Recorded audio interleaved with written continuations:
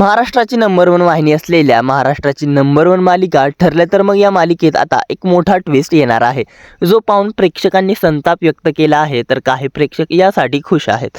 चला तर मग जाणून घेऊयात या प्रोमोवर प्रेक्षक का भडकले आहेत याबद्दलची पूर्ण माहिती या व्हिडिओमध्ये. त्याआधी आपल्या फिल्मी उचापती या चॅनलला सबस्क्राईब केलं नसेल तर सबस्क्राईब करून घ्या. स्टार प्रवाह वाहिनीची ठरलं तर मग ही मालिका आता एका मोठ्या उत्कंठावर्धक वळणावरती येऊन पोहोचली आहे.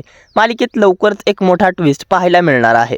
मात्र याच दरम्यान मालिकेतील झालेली एक मोठी चूक ही प्रेक्षकांनी अचूकपणे हेरली आहे. वात्सल्य आश्रमात अल्पवयीन मुलींची तस्करी केल्याच्या आरोपाखाली सायलीला पोलीस अटक करत आहेत. त्यानंतर सायली आणि प्रिया या दोघीही एकाच कारागृहात दिसणार आहेत. याच काळात मालिकेत आणखीन एक धक्कादायक ट्विस्ट येणार आहे. सायली आणि प्रिया दोघीही आई होणार असून प्रिया एक मोठं कारस्थान रचणार आहे.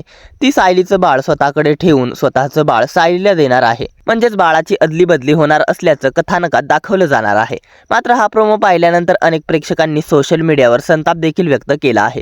कारण सायलीच्या डोहाळे जेवणाचा कार्यक्रम सुरू असताना भर पावसात पोलीस तिला अटक करून घेऊन जातात. हे दृश्य पाहून अनेक प्रेक्षकांनी प्रश्न उपस्थित केले आहेत. अनेक प्रेक्षकांचं म्हणणं आहे की गर्भवती महिलेला अशा पद्धतीने अटक दाखवणं हे वास्तववादी वाटत नाही. यावर कमेंट करत काही प्रेक्षक म्हणाले, प्रेक्षकांना मूर्ख समजलं आहे का? मालिका पाहतो म्हणून कोणत्याही थराला जाणार का? काहीही दाखवणार का? महाराष्ट्राची नंबर 1 फालतू मालिका झाली आहे, अशा अनेक प्रतिक्रिया सोशल मीडियावर पाहायला मिळत आहेत. दरम्यान यावरून समजत आहे की ठरलं तर मग ही मालिका आता बंद होणार नाही. ही मालिका अजून तरी 2-3 वर्ष सुरू राहणार, कारण मालिकेत प्रिया आणि सायलीच्या मुलांची कहाणी देखील यापुढे दाखवली जाणार. दरम्यान ठरलं तर मग मालिकेच्या या आगामी ट्विस्टवरती काय आहेत तुमच्या प्रतिक्रिया?